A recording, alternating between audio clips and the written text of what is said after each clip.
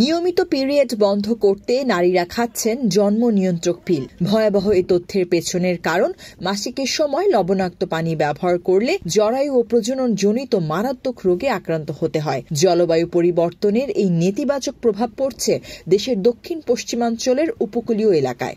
আমরা এই পানির জন্য আমাদের যে গোপনীয় যে ব্যাধিগুলো আছে সেইগুলো উৎপত্তি হচ্ছে এই জলের জন্য। এই জলের জন্য আমরা সব কিছুতে শারীরিকভাবে আমরা সবসময় দুর্বলতা প্রকাশ করি আমাদের শরীরের ভিতরে। বাংলাদেশের উপকূলীয় অঞ্চলগুলোতে দেখা দিচ্ছে জলবায়ু পরিবর্তনের ভয়াবহ রূপ। পানিতে লবণের পরিমাণ বেশি, সেখানকার নারীদের পানির সাথে সরল সমীকরণ গরল হয়ে গেছে।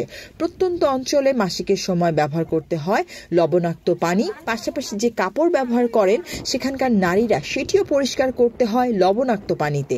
ফলে তারা ভুগছেন জরায়ুজনিত নানা জটিলতায়। সমগ্র উপকূলে আছে পানির জন্য হাহাকার বিরাজ করছে। আমাদের চারিদিকে পানি থই থই করছে, কিন্তু আমাদের কোনো খাবার পানি নাই। আজকে উপকূলের 19 জেলার প্রায় 3 কোটি মানুষ যারা আধারযোগ্য পানি সংগ্রহ করতে পারছে না। আজকে 1.5 কোটি মানুষ তারা আজকে ঠুপেও পানি থেকে বঞ্চিত। এলাকার পানি খুবই লবণাক্ত। এই লবণাক্ত পানি খেয়ে আমরা যে নারীরা আছি খুবই অসুস্থ হয়ে পড়তেছি, বিভিন্ন রোগে আক্রান্ত হচ্ছি। আমরা এই লবণাক্ত পানি দিয়ে কোনো কাজ করতে পারি না। আমাদের এদিকে যে পানির যে সমস্যা আছে, এই সমস্যার জন্য আমরা সরকারের কাছে জোরদার দাবি জানাই যেন আমাদের জন্য কিছু সুপেয় পানির ব্যবস্থা রাখে। আসলে আমাদের এলাকায় প্রচুর পানি আছে, কিন্তু আসলে সব লবণ পানি পানির উপযোগী না বা কোনো কাজেও ব্যবহার করা যায় না। তাই আমরা চাই এই লবণ পানির প্রভাবে হচ্ছে অনেক নারী পুরুষ যাই বলেন এখন সবাই হচ্ছে রোগে আক্রান্ত।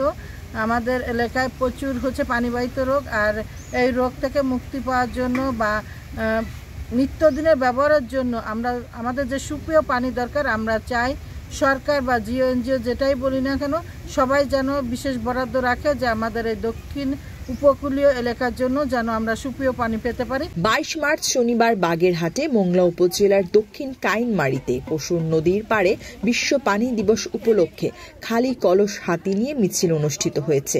এখানে এলাকাবাসী তাদের নানা সমস্যার কথা তুলে ধরেন।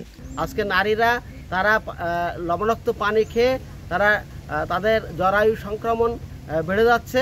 সুতরাং আজকে সরকারের কাছে আমরা দাবি জানাই জরুরি ভিত্তিতে সকলের জন্য সবার জন্য সুপেয় পানি নিশ্চিত করার জন্য এবং আগামী 25-26 যে অর্থ বছর, সেই অর্থ বছরে উপকূলের জন্য সুপেয় পানির জন্য বিশেষ বরাদ্দ রাখার দাবি জানাই।